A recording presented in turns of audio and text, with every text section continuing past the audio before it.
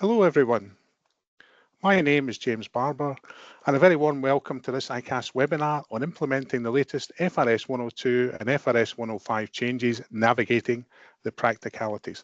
I'm the Director of Policy Leadership at ICAST and I have the pleasure of being your host today. Accounting periods commencing on or after 1 January 2026 bring with them the implementation of periodic review amendments to both FRS 102 and FRS 105. For FRS 102 accounts, preparers and auditors, the changes are particularly significant. By now, chartered accountants will be aware of the headlines and should also be familiar with the detail, including some of the practical steps businesses need to take in order to comply. Today's webinar will provide an overview of UK financial reporting standards and the key changes to them. However, the webinar's focus will be on those practical aspects with some insights into the business issues that reporting entities should have front of mind. For today's webinar, I'm delighted to welcome our speakers, Jenny Carter, Stephen Maloney and Claire Thomson. Firstly, Jenny is the FRC's Director of Accounting and Reporting Policy and leads the development and implementation of the FRC strategy for standards and related guidance in respect of corporate reporting.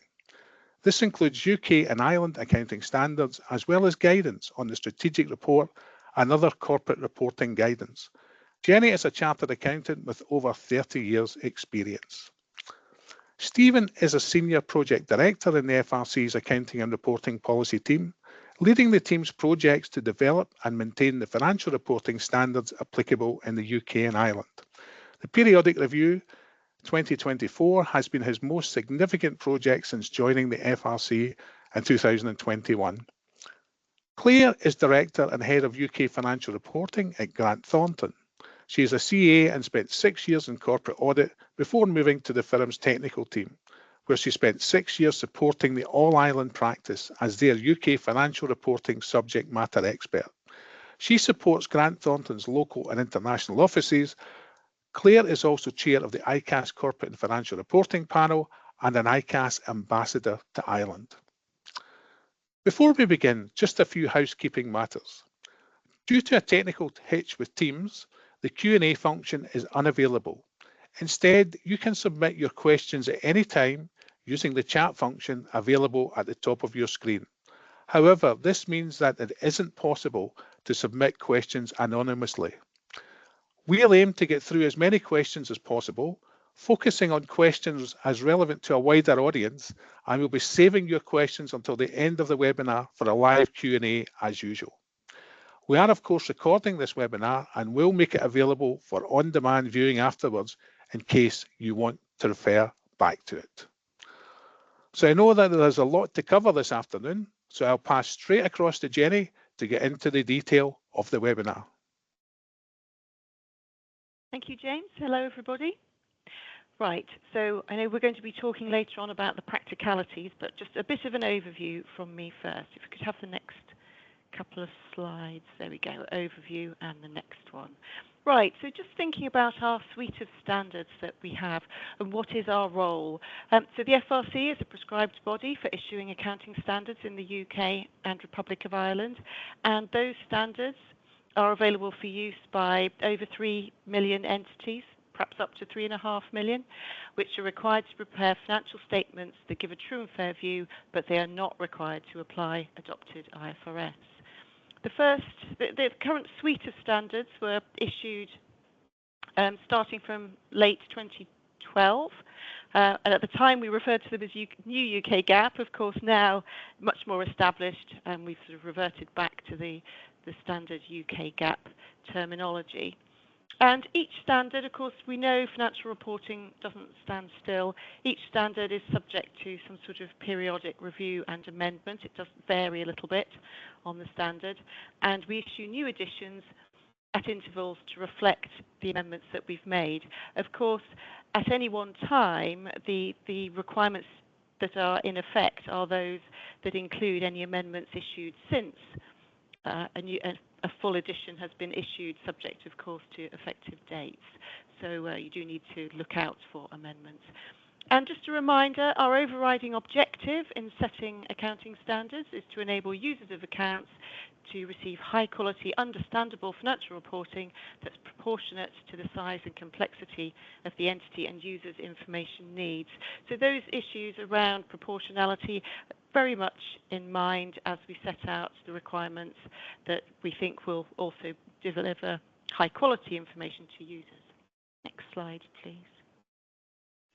So this is our suite of standards. You can see we have got 6 here, slightly confusingly because we start with 0 to 5, but there are 6.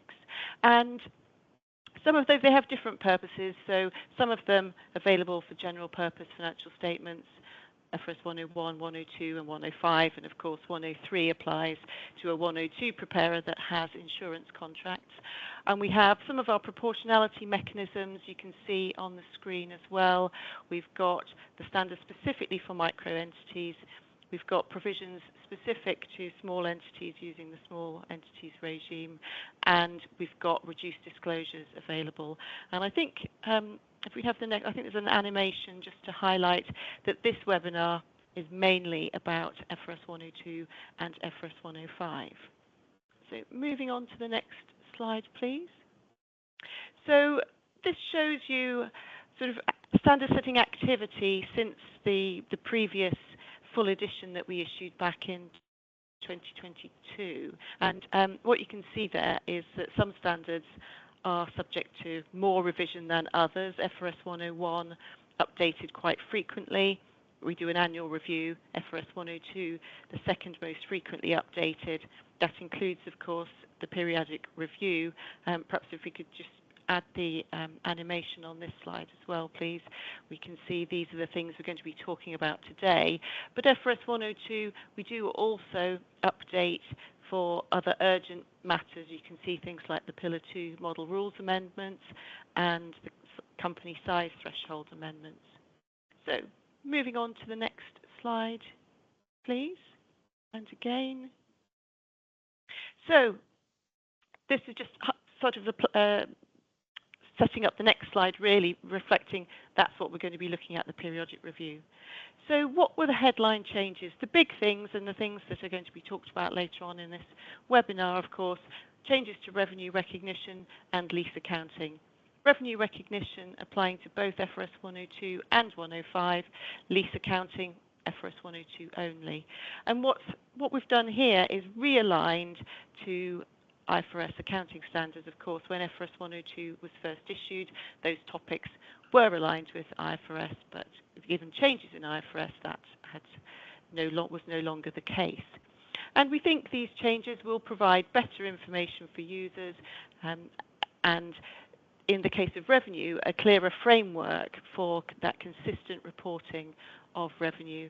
And users, of course, includes not only current shareholders and investors, but potential ones.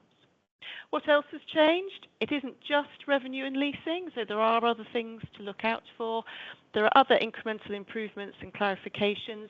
Those we aim to be helpful to preparers in understanding the standards and applying them consistently.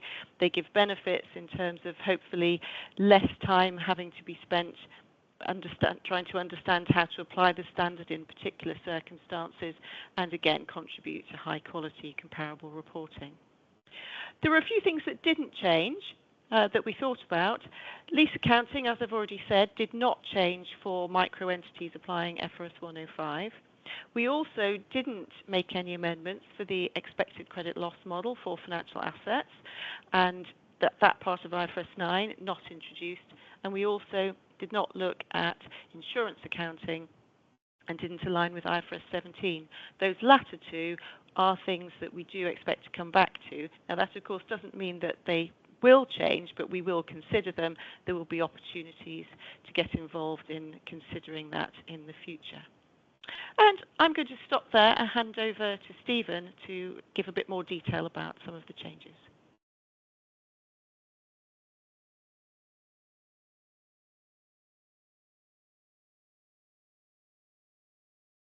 So thanks very much, Jenny. And there I am. Good afternoon, everyone. I want to just give a bit more detail, as Jenny said, on those changes that we made in the periodic review and a couple of other things that we've been up to recently before, of course, we get to Claire with some of the real world practicalities of this. So firstly, to say a little bit more about each of those two headline amendments. Firstly, on the leases side, what we did was to rewrite section 20 of FRS 102. Not, of course, the corresponding section of 105, as we've heard, and we rewrote it based on the principles of IFRS 16, but with simplifications. As a result of this, a lessee recognises its former operating leases on balance sheet, recognising a liability that's based on the contractual lease payments discounted for the time value of money, and recognising a right of use asset, the measurement of which is actually based on the liability. As a result of doing this, what would have been a straight line operating expense is now replaced by interest, which is typically front loaded as the discount on that liability unwinds, and depreciation of the right of use asset. This doesn't apply to all operating leases because there are recognition exemptions available for short-term leases and leases of low value assets. And we've drawn the boundaries of what counts as a low value asset a bit more generously than IFRS 16 to try to make this proportionate. There is little change for lessees accounting for former finance leases, and there's little change for lessor accounting. But that doesn't mean no change, so do take a look, particularly if you're in a sublease situation. The other headline amendment, of course, revenue from contracts with customers. And in this case, section 23 of FRS 102 and section 18 of FRS 105 were both rewritten and renamed. This was based on the principles of IFRS 15, again with simplifications, as well as on the draft third edition of the IFRS SMEs accounting standard, which you may know has since been finalised. As a result of these changes, a single 5-step model applies to accounting for revenue from all contracts with customers. And under that model, the accounting follows the substance of the goods and services that the entity has promised to provide, which we call the performance obligations, including whether it's doing so as agent or as principal. Revenue is recognised when or as control of the promised good or service transfers to the customer. So that's a reminder of those two headlines, and we'll hear more from Claire. But as Jenny mentioned, there are a number of other changes throughout the standard as well. In fact, almost every section of FRS 102 changed in some way. And for the most part, these are what we call incremental improvements and clarifications. This slide picks out some of them, and I'll talk about an even smaller subset just to highlight a couple. So firstly, section 1A, small entities, was updated to clarify that the disclosures that the FRC thinks are necessary for a UK small entity to give a true and fair view, which we hope will reduce the amount of judgment needed by small entities in order to get that true and fair view. In section 7, statement of cash flows, there are new supplier finance arrangements disclosures, and it's particularly worth being aware that those are effective a year earlier in 2025. And I also want to highlight section 34, specialised activities. There are a number of improvements and clarifications in this section, including combining what was the old Appendix B on incoming resources from non-exchange transactions. This is all intended to make it clearer and easier to apply the existing requirements rather than making substantive changes to those requirements. And lots more, so do of course try to be familiar with anything that might be relevant that's changed.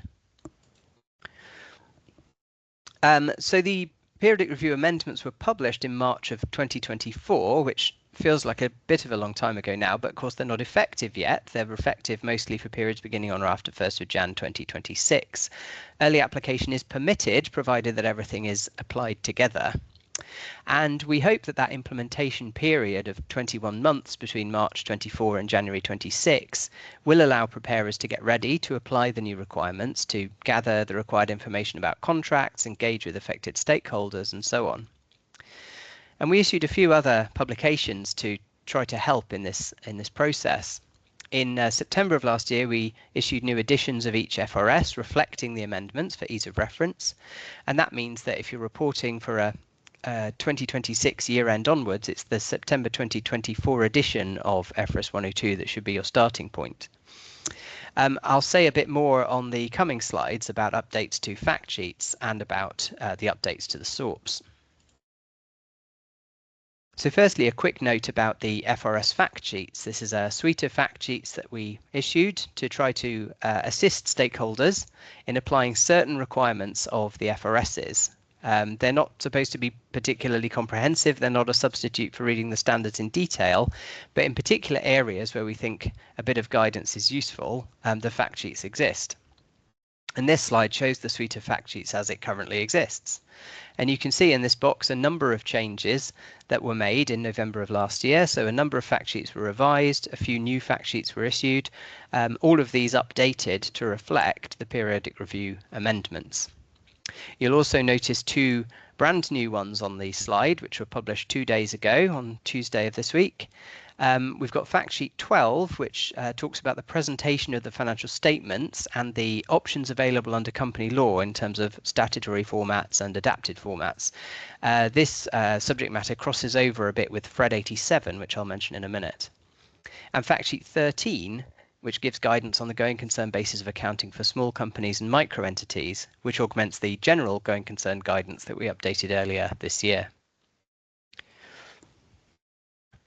I also mentioned financial reporting SORPs, so statements of recommended practice, sector-driven recommendations on financial reporting, which provide guidance to help preparers in a sector comply with FRS 102. The FRC doesn't write the SORPs, they're written by SORP-making bodies, but the SORP-making bodies are recognised by the FRC and we have a role in overseeing the SORP development process. It's important to remember that a SORP can't contradict FRS 102 or conflict with it, and if there is any contradiction or conflict, then FRS 102 prevails. But because of the periodic review and the passage of time since they were last updated, all 7 of the financial reporting SORPs are currently being updated. As we can see on this slide, 6 of the 7 have already issued consultation drafts to consult on their changes, and indeed 5 of those 6 have already closed. The 6th, being the pension SORP consultation, closes I think next week. And so we look forward to seeing the revised SORPs being issued in the near future. Again, if for any reason they aren't issued in time for people implementing the periodic review amendments, do remember that the updated provisions of FRS 102 will still apply, whether or not the SORP reflects them. So this webinar, of course, is mostly about the periodic review, but whilst I'm here, there's 2 other recent pieces of activity that I want to mention briefly. So firstly, the annual review, this year's annual review of FRS 101. So we consulted in December 2024 on some proposals in FRED 86 and published the final amendments in May of 2025. And this is in the context, as Jenny mentioned, of FRS 101 being reviewed annually as IFRS accounting standards evolve so that we can update the disclosure exemptions that are provided. And there are 2 headlines from this year's review. Firstly, IFRS 18 will replace IAS 1 from the 1st of January 2027. And we've made amendments to FRS 101 that basically mean it will continue to require a similar level of disclosure both before and after the introduction of IFRS 18. Secondly, another new standard issued by the IASB was IFRS 19, which is a reduced disclosure standard with a similar objective to FRS 101. We decided it wouldn't make sense for a qualifying entity to try to apply both, so FRS 101 was amended basically to say if you're applying FRS 101, then you're not applying IFRS 19. In the nature of an annual review, there'll be another one along soon, so do look out for FRED 88 coming in the near future. Finally from me, FRED 87, which is referred to as adapted formats, was published in July and proposes amendments to FRS 102 for public consultation. As I mentioned when I mentioned fact sheet 12, some FRS 102 preparers are allowed under law to choose adapted formats for their financial statements, their primary statements, rather than the statutory formats set out in law. And FRS 102 then prescribes the requirements for adapted format financial statements, which currently closely resemble the requirements of IAS 1. So FRED 87 proposes to update FRS 102 to reflect a couple of recent amendments to IAS 1 and its replacement by IFRS 18, but doesn't propose full alignment with the requirements of IFRS 18. These proposals will have no effect on entities who aren't choosing to use the adapted formats.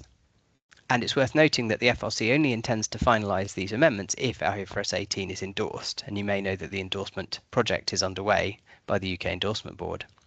So this thread is open now for comments until the 10th of October, and we'd be delighted to get any comments that you want to send us to our email address or indeed by post. And that's everything that I wanted to cover. I'm delighted to hand over for some real-world practicalities to Claire Thomson. Thank you so much, Stephen and Jenny, and thank you to James for the introduction as well. There we go. So my plan for the next 20-25 minutes or so is more to talk about preparing for implementation, the practicalities, the considerations that need to be given, rather than talking about the accounting requirements as such. Stephen gave us a great run through high level, and I know that ICAS have some information on courses to give you more of the detailed accounting side of things, and we'll feature those later on. It might seem like, effectively our year end, December 26, is still quite a way away. We've had these sort of standards around now for a while, since March 24. So I think maybe people haven't been thinking about it now, but it's a great time now for us to get prepared in advance of the implementation dates, 1st of Jan 26. Unfortunately, I'm going to be asking more questions, I think. I'm posing more questions than I'm going to be answering in the next couple of slides. This is more about helping you prepare for the changes, helping you prepare your clients if you're in practice, and how to have sort of effective conversations rather than calculations at this stage, how to prepare for what's coming down the line. So as has been mentioned, the two big ticket items are changes to revenues and changes to leases. So we'll look at those both sort of separately, and then we'll take a little bit of a look at generally, more general application thoughts. When it comes to changes to revenue accounting, these will apply to both 102 and 105. They're not they're being applied to both standards, unlike leases. And the key, I guess, is in the name. Revenue from contracts with customers, and the word contracts is key here, I think. And consider whether you, your clients, your companies, whatever position you're in, do those contracts exist, and are they sufficient? Do you have some sort of standard terms of business or clarification in that respect? This is going to be vital when it comes to looking at performance obligations, identifying what the seller is required to do and those obligations that is required to perform, and also recognizing the timing of revenues. If you don't have that clear in some sort of contract, whether written or verbal or whatever form, that's going to become an awful lot more difficult to assess. And perhaps particularly with contracts or sales transactions that you might do with other group companies or with related parties, or maybe with customers that you do transactions with all the time. Sometimes those are maybe a little bit more fluid, a little bit more relaxed, and maybe you don't have the set terms and things that maybe you would for one-off transactions or for people you haven't worked with in the past. And I mean, that's fine, but it's going to make it a little bit more difficult in many situations to actually assess how the revenue is going to be recognised under this 5-step model. One other thing to consider are any complexities that might arise in your revenue streams. So things like variable consideration. If it's not a fixed, necessarily just completely a fixed amount that you're going to receive. For example, somebody engages me to build a piece of equipment for them, and they're going to pay me £1,000 to do it, and there will be variable consideration, an extra £200 if I do it within a particular time scale, say. There needs to be extra consideration put into place about Am I likely to make that target? Am I likely to obtain that variable consideration, and whether or not that is recognised? If you're in a situation where you have breakage, so this is essentially consideration that you've already received from customers that's not expected to be redeemed. You sell gift cards. We all know that inevitably some gift cards get lost down the back of the sofa, or you end up with 50p left on a gift card that nobody's ever going to spend. Everybody accrues Tesco points, but actually, do we spend them all? Sometimes we do, sometimes we don't. They just lapse after a certain length of time. Whether you have the ability to come up with some sort of estimate as to how much of the total gift cards you sell is not going to be redeemed. That can be a complicated judgment, and now is really the time to start thinking about how we get that data pulled together. If you've got customers who are entitled to refunds or any sort of warranty provision, you might need to think about estimates for that. How much do I have to essentially provide for, create a liability or create a provision, and how do I measure that? As with leases and many of the other updates to the two sets of standards, not all companies are going to have complexities in their revenue streams. For example, take a major food retailer of some sort. Recognize revenue whenever I go up and purchase my sandwich at the till. That's not going to change, 5-step model or otherwise. It's still going to get the same process and the same revenue recognition terms. So it's not to say that this is going to majorly transform the revenue recognition of every single entity in the UK and Ireland. But it is vital that every entity goes through the process, thinks through the 5 steps, looking at, does it have contracts in place? What are the performance obligations that it has to carry out under that contract? What's your total consideration? How do you allocate that across your performance obligations? And then ultimately how that translates into revenue recognition. It's still important for that thought process to go through, as well as even if it is a simplified, relatively straightforward revenue stream. In terms of lease accounting, as Stephen has said, there's relatively few changes to lessor accounting. So I'm going to focus on lessee accounting. And again, to Stephen's point and Jenny's point, this does not apply to FRS 105. They are retaining the older model, the original model, I guess, if you like, of operating and finance leases. So that is one to watch out for. One of the key impacts that people might not think about when it comes to this lessee accounting changes is that there could well be impact on your financial reporting covenants or any ratios that you might have for financing purposes or bank purposes, lease purposes, whatever that might be. At a very sort of broad level, the impact of this lessee accounting is you're going to create a non-current asset on your balance sheet. You're going to create a non-current liability, and you're also going to have a current portion of that liability sitting on your balance sheet. And depending on the nature of the contracts, the nature of the leases, the different factors in that lease, the asset and the liabilities may actually not match at the outset or throughout the process as that lease continues. And this could have an impact, or this will have an impact on the results and the reported financial position of a company. You're going to end up with potentially additional liabilities on your balance sheet. That's going to impact your gearing ratios, your borrowing ratios. EBITDA could well change, which is actually a little bit of an interesting one, if you find these sorts of things interesting. At the moment, under an operating lease model, your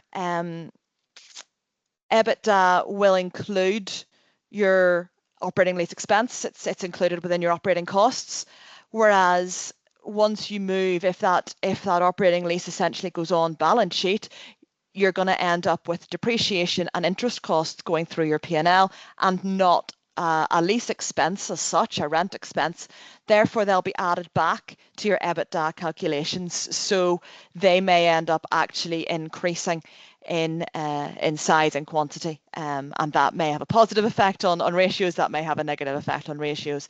But it's time now really for you, for your clients, to start having those conversations so that there is plenty of time to get amended covenants in place or to make banking and financing providers aware of that potential change. Discount rates. It's great to sort of say your liability is going to be the present value of all your future lease payments, and we can all do those calculations, and they'll remind us back of our exam days and having to do present value calculations. And I understand there's now magic formulas in Excel that can do that for you rather than having to sit with your calculator and work it all out. But where do we get those discount rates from? There is going to be a judgment in there in terms of selecting an appropriate discount rate to use. There's three options in FRS 102. You can use the interest rate implicit in the lease or the incremental borrowing rate. They are both featured in IFRS 16 as well, so they'll maybe not be just as unusual or just as new for you. There is a simplification or an additional rate available in FRS 102, which is the obtainable borrowing rate. Broadly, that is the rate that it would cost you to go out and borrow the same amount of money as you have just financed to buy a particular asset. That may well be the easiest rate for people to calculate or to obtain. Conversations with bankers, or sometimes this information is made available on banking websites, things like that. But it is going to be a judgment call, and it is something that preparers are going to need to think about. Your discount rate is also applied on a lease by lease basis. Now, it may be that it is appropriate to apply the same discount rate to every lease that you have. That may well be the correct approach. But if you've got perhaps leases in different jurisdictions, different economic climates, different credit ratings applying for whatever reason, it may not be appropriate to use the same discount rate. You might need to come up with 2, 3, 4, however many discount rates that are applicable to the various leases that you have. There are exemptions. We love exemptions. Exemptions are great and they make our lives easy. And there are exemptions, easier, maybe I should say, not easy, easier. There are exemptions in section 20 now for low use. This is going so well. For low value assets and short-term asset leases as well. If you have a total lease that is less than 12 months start to finish, then you could take advantage of the short-term lease option and recognise that essentially as an operating lease expense through your P&L, subject to a couple of conditions that are outlined in the standard. Always do check those, always check the terms and conditions. But that is an attractive thing if you're maybe renting a porta cabin for 3 months. If you're doing something that's very short term, you're just leasing an asset to get you through a relatively short period of time. Also, if you've got assets that are low value, then you can avail of the similar exemption. Even if they last more than a year, if they're low value, you can essentially account for them as an operating lease would have been done in the past through the P&L. This would be for things like your laptops, your photocopiers, mobile phones, things like that, where really you're not going to sit down and capitalize every mobile phone that your company has. You're not going to sit down and work out your lease liabilities relating to every single photocopier that you have. So again, there are certain conditions around that, around when those exemptions are available, but they are worth considering, particularly if you have those kind of leases. It will make things simpler in terms of recognition and just being able to account for those through the P&L as perhaps they have been doing. Some entities maybe have 1 lease, 2 leases, 3 leases in place, and that's fine. But some entities will have upwards of 100, 200, 300 leases in place, depending on the nature of the business and what they do. And there is software available in the market to help with lease accounting. I'm not going to recommend one over another, but it does exist out there in the market, and that may well be something that is beneficial to some entities.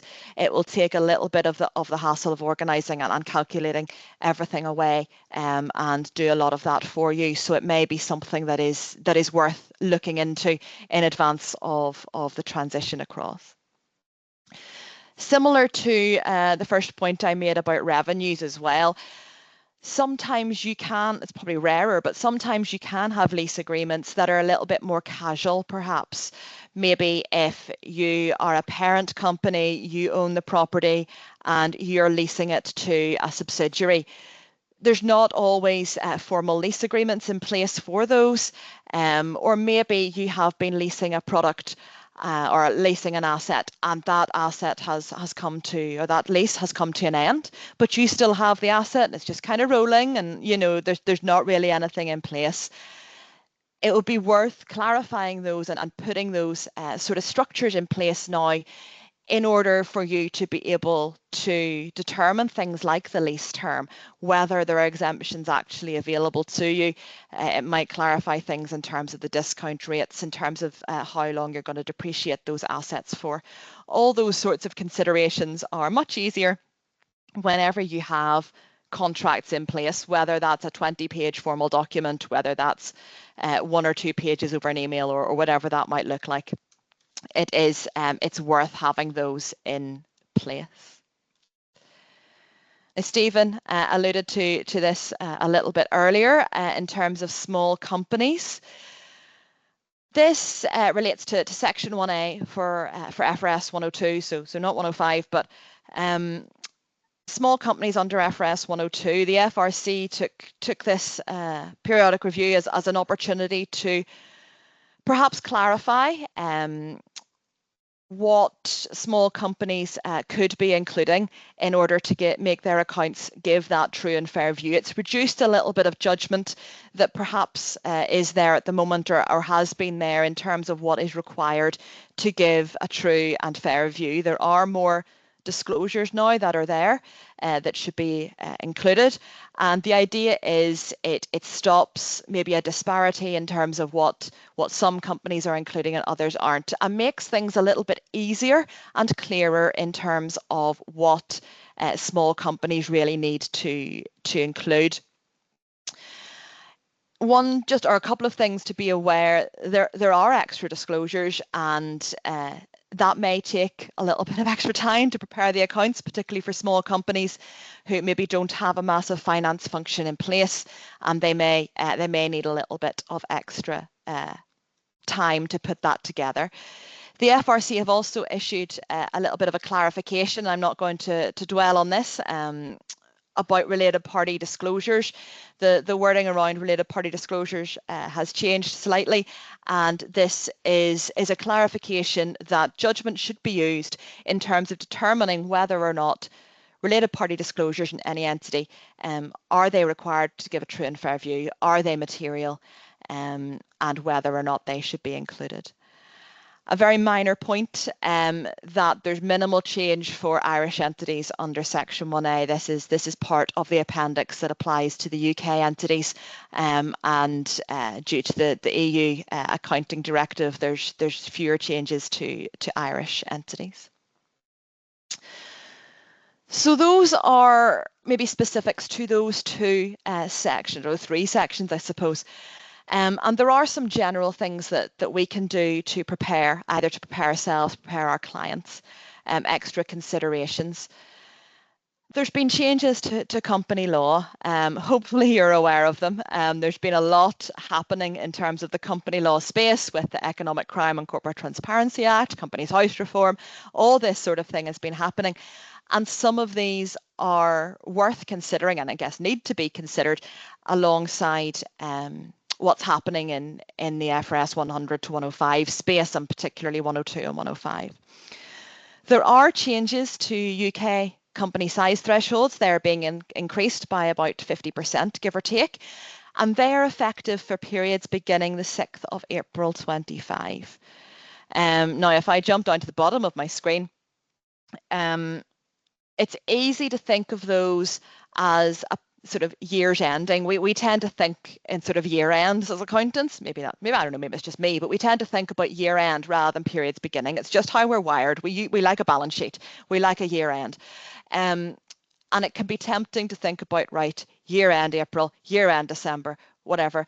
And that's fine. That's totally fine unless you've got a short accounting period. So just bear that in mind. You're looking to periods beginning 6th of April 25 or periods beginning 1st of January 26 for FRS 102, 105. But it may be that the increase in size thresholds means that companies who were perhaps medium may now qualify as small. Companies that were small may now qualify as micro, provided they meet any other conditions. They're not ineligible, and so on. That may mean you can take a consolidation exemption. You might even be able to take an audit exemption where previously they weren't available. So that is worth factoring in. It may be that 105 comes in and you don't have to worry about things like leases or deferred tax or anything like that. It's great. It may be that those are now available to you where perhaps they weren't before. But do bear in mind, if you're thinking about that, you may end up with leases on your balance sheet, so that may increase your assets, and revenue changes might increase your revenues. They will also factor into the company size changes. So it's not necessarily, it's definitely going to let you change what threshold you're in, but it's worth thinking about and seeing if there can be benefit as a result of that. I've already mentioned additional disclosures needing more preparation time. That's both from a sort of literally putting the accounts together time, and perhaps also from a filing perspective. We know that there is this move now towards digital filing, and we're awaiting final information from Companies House on that. But there is a move towards digital filing, and more disclosures, more information, more judgment may mean more preparation time. Similarly, there has been a move, and again, waiting on clarification, about financial statements becoming publicly available, full financial statements for small and micro entities as well. And that's worth just bearing in mind as you prepare your financial statements. Maybe it's going to take a little bit more time to put things together. That might impact your deadlines with your clients and when you decide to start engagements and things like that.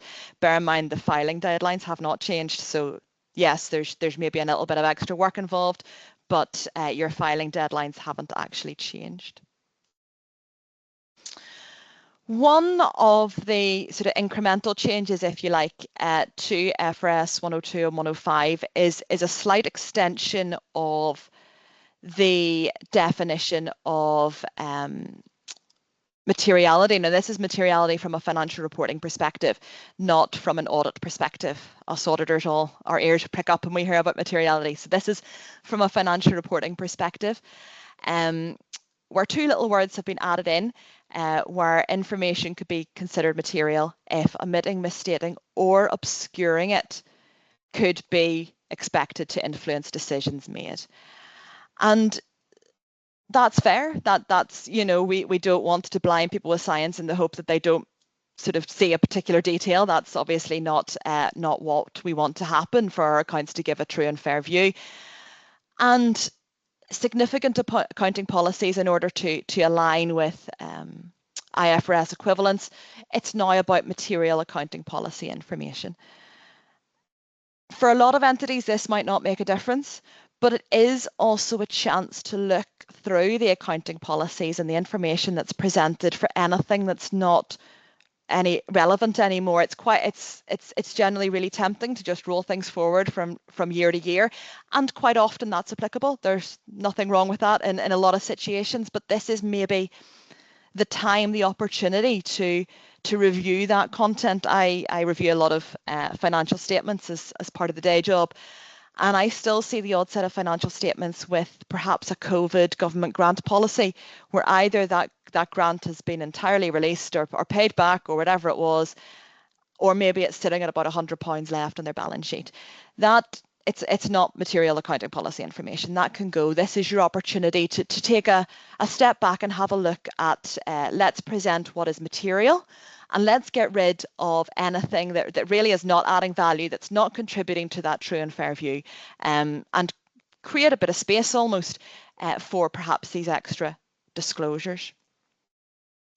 Finally, I guess to sort of sum up some of the points that I have already said, there are practical expedients in terms of transitioning to the new standards.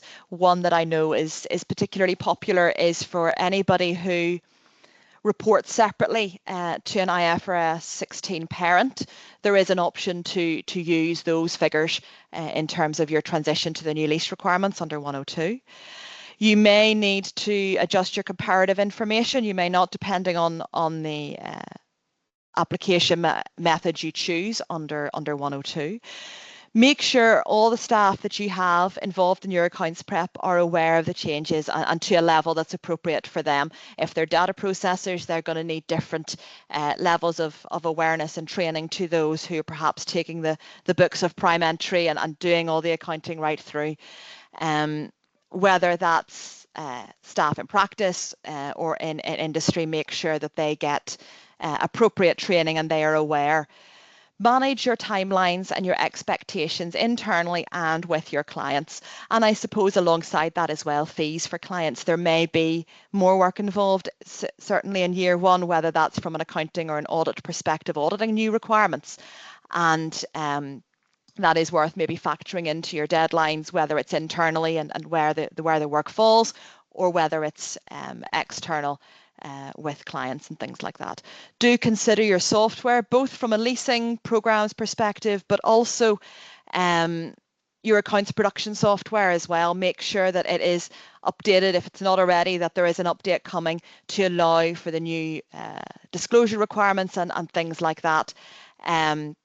Make sure that is always, or that is something they're looking into. If you haven't got accounts prep software, then now maybe is the time to start looking towards it. You don't necessarily need it, but it's maybe one to put on the list. I'm now going to hand back to James to take us through some of the Q&A questions that have come in. Thank you, Claire, and thank you to Jenny and Stephen earlier. Before we move on to the live Q&A section of this webinar, we'd be very grateful if you could take the time to complete the feedback form, which we will send out to you via email following the webinar. We will now move into the live Q&A. Please feel free to ask your questions using the chat box at the top of the screen, and I'm aware that some of you have already taken advantage of that opportunity.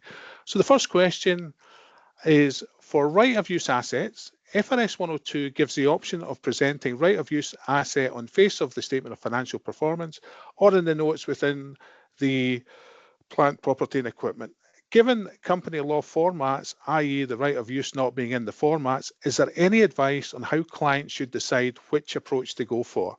For example, if the majority of leased assets are already on balance sheet as finance leases, might this be a factor to present the right of use asset in PPE?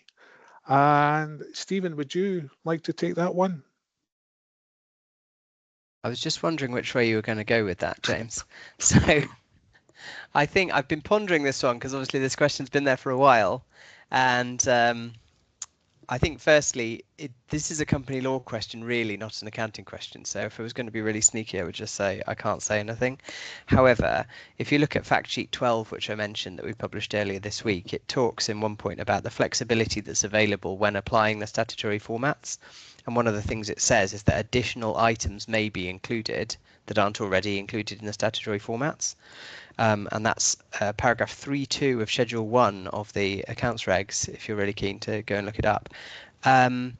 So my guess is that probably does give you the flexibility under the statutory formats to choose, as the standard allows, whether to present right of use assets on the face of the balance sheet or whether to present the right of use assets within the class of assets to which they relate. and I suspect that's what happens more in practice, is people say, I've got a leased building and I've got an owned building, and therefore I'm going to put the right of use asset next to my owned buildings in the notes. Although the practical reality of that would be more a question for Claire, of course, but hopefully that's helpful. Thanks very much, Stephen, and very grateful for you taking us into your company law expertise there as well. Moving on to the second expert, question. have to add, not an expert. Moving on to the second question. Most small accountancy firms mainly prepare accounts following FRS 102 Section 1A and also FRS 105 due to the size of their clients. I appreciate that revenue recognition applies to all businesses where there are contracts.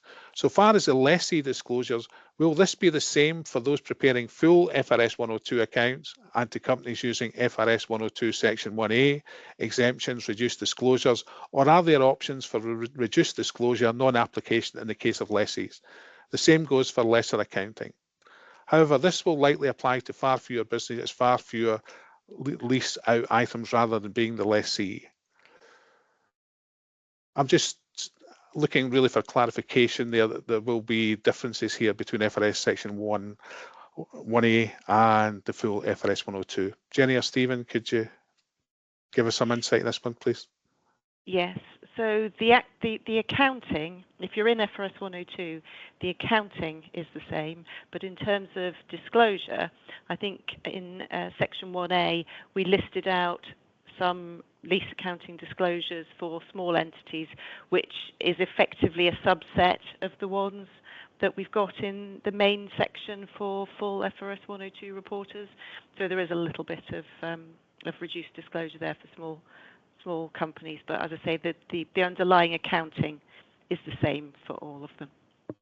Yeah, and just to add to that, if you look at the disclosure section in Section 20, you'll see some of the disclosures have a little asterisk next to them. Those are the ones where there is effectively a company law requirement for small entities to make that disclosure. And others have a little, I think it's called a circumflex, it looks like a chevron. And those are the ones that Section 1A specifically asks small entities to give. And then, as Jenny said, you can also find them in 1A, specifically in Appendix C to 1A. So hopefully you can find them. And yeah, it's a reduced set of disclosures, but still some disclosure required. Thanks very much. Moving on the FRC clarification for related parties transactions for small entities, are we comfortable that directors' remuneration is caught by the definition of a related party transaction, hence would always be disclosed? I'm happy for either Stephen or Jenny to take this one. Right. The short answer is it wouldn't always be disclosed, and that's the purpose of the clarification that Claire mentioned that we've got on the FRS 102 webpage, because it's paragraph 33.7 of FRS 102 that says key management personnel remuneration must be disclosed, and that is not one of the paragraphs that we've said small entities specifically have to comply with. So the short answer is no, directors' remuneration, which is a part of key management personnel remuneration.